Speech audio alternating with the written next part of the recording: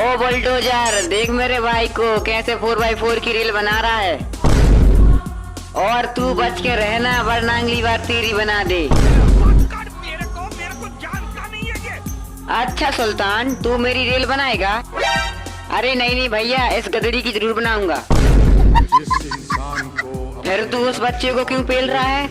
अरे भैया मैं नहीं पेल रहा, मेरे मालिक ने जबरदस्ती बंधवा दिया। बोलने लगा कि बुलडोजर को उसकी औकात दिखाऊंगा। अब एक गदड़ा गदड़ी हो, जितना तुम्हारा पूरा खानदान है ना, इतना तो मेरा एक टायर ही है।